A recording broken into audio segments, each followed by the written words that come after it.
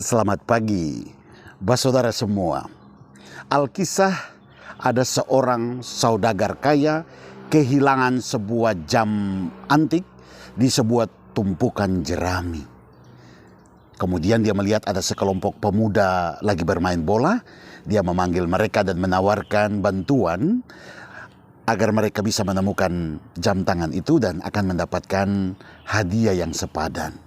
Dan sekelompok pemuda itu dengan sukacita mulai membongkar jerami, berlomba-lomba membuka dan berlomba siapa yang dapat, karena mereka membayangkan hadiahnya. 1, 2, 3 jam mereka tidak menemukan apa-apa. Akhirnya mereka putus asa dan mereka mengatakan, kami tidak mendapatkannya. Saudagar ini juga kecewa.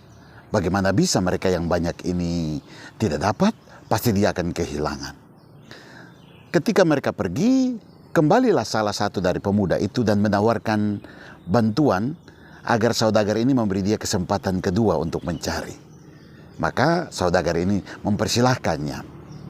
Dan pemuda ini kemudian mulai duduk di seputar jerami itu, duduk diam, tidak bergerak. 1 jam, 2 jam, kemudian dia menemukan jam tangan itu. Dia menyerahkan dengan penuh kegembiraan kepada saudagar itu. Dan saudagar itu memberikan dia hadiah yang menyenangkan.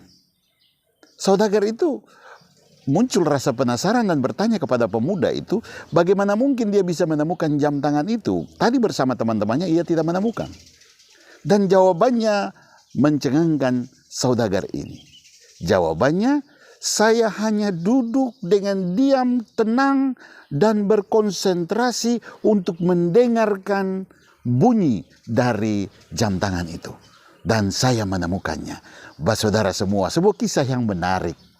Manakala kita ingin mendapatkan harta karun dari pengalaman hidup kita, seburuk apapun, selalu membawa pesan-pesan baik untuk kita. Bagaimana kita mau menemukan berkat dari pesona ayat-ayat dari kitab suci? Bagaimana kita mau mendengarkan pengalaman orang lain?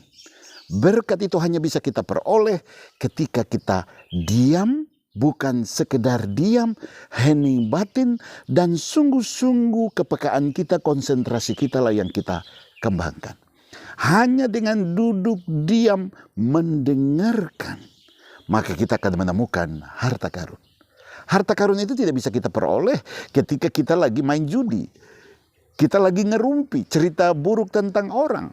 Kita lagi minum mabok, kita lagi pesta pora. Kita lagi berdiskusi, kita lagi terlibat aktif dalam pekerjaan-pekerjaan kita. Kita tidak akan menemukan harta karun itu. Harta karun itu kita akan peroleh ketika kita secara sadar, tahu dan mau mencari tempat yang tenang, mengheningkan diri, bukan cuma fisik tapi hening batin di hadapan Tuhan. Dan kita bisa membuka lembar-lembar pengalaman hidup kita. Untuk kita bisa berkaca padanya, menemukan sesuatu yang akan membawa daya dalam hidup kita. Begitupun pesan kitab suci, begitupun pengalaman mendengarkan orang lain. Saudara semua, diam, tenang batin adalah jalan pemaknaan bagi hidup kita. Tuhan memberkati.